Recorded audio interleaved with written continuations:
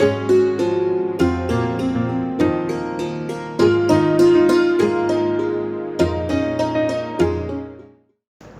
Rod Fleming here, and today the Endocrine Society issues scientific statement on sex differences in research and says biological differences between females and males need to be considered in scientific studies.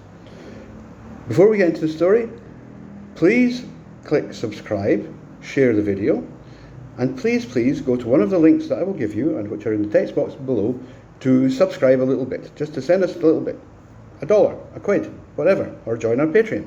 There will be a lot more material there that you'll love coming up. I'm working very hard on this.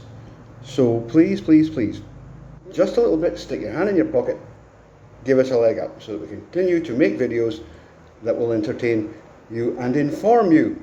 So, back to this matter in hand. Biological differences between males and females affect virtually every aspect of medicine and biological research. In a new scientific statement released today, the Endocrine Society called for sex differences to be studied thoroughly to improve public health. When we understand the way sex differences operate at baseline in health, which can either worsen the course of a disease to amplify differences in health outcomes or protect against it, we can more effectively prevent and treat medical conditions, said Aditi Bhargava, PhD, of the University of California, San Francisco, and the chair of the writing group that authored this statement. For example, SARS-CoV-2 infection, cause of the COVID-19 pandemic, disproportionately affects men. I bet you didn't know that. They don't bother telling you it. A US Centers for Disease Control and Prevention report found the overall case fatality ratio was about 2.5 times higher in men than in women. Failing to consider sex differences can lead to the failure of promising drug candidates. Drugs are tested in cell lines or animals before drug trials are conducted in humans, and most of these foundational studies rely predominantly on male animals or cell lines.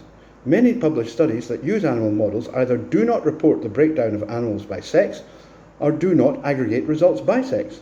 Clinical studies similarly fail to consider sex as a variable, and instead often report it as a confounding factor, which is completely ridiculous. She went on, Bhargava says, without exploring sex differences, some drug candidates that could be beneficial to women never have the chance to make it to market. In the process of developing drugs using only males of a species in preclinical studies likely contributes to the higher rates of adverse drug reactions in women compared to men, failure to see efficacy in clinical trials, and translation to therapeutics. The statement explores 3 areas of biological differences between males and females. Imaging, and this is an important bit, imaging has found anatomical and volume differences in the brains of men and women, but these differences do not reveal any functional differences between the sexes. Heart and kidney diseases present differently in women and men. Although twice as many women as men report stress-related diseases, few studies are designed to explore mechanisms that highlight both similarities and difference between the sexes. And then, it's quite nice when somebody like this comes up and just backs you up. Biological sex is often confused with gender in our society. The two sexes are differentiated as females, who have ovaries and produce eggs, get away, and males who have testes and produce sperm. In mammals, females typically have double X chromosomes and males typically have XY. All sex differences in the zygote or fertilized eggs stem from harboring 2 different sex chromosomes.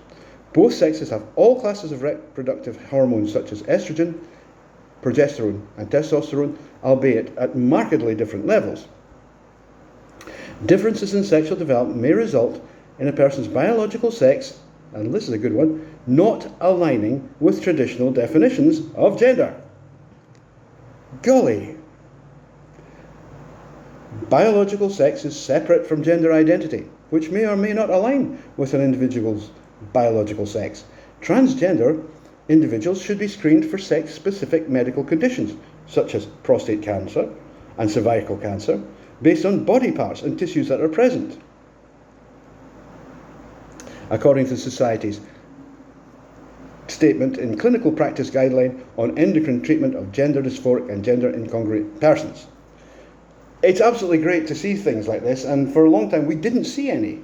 because the terror was so high that researchers were afraid to actually make statements of truth, which is there are differences between males and females. They are not socialized, they're innate, and the function of the fact that one is male and one is female. And it's really great to see scientific papers like this coming along and saying, look, enough of the nonsense that's being punted around at the moment that males and females are just the same. Really, it's just socialization. And we had a British Labour MP last week, I forget her name, but she's a complete airhead, saying that no baby in the womb has a sex. Well, I'll tell you something. When my children were born, before my children were born, we went along to the ultrasound clinic and the ultrasound operator, 4 different ones obviously. How did we look? Shuffled around a little bit and said, oh look, there's a penis. That would be a boy then. Get away. Yes, you do have sex. Sex is determined at conception and it cannot be changed. Thank you.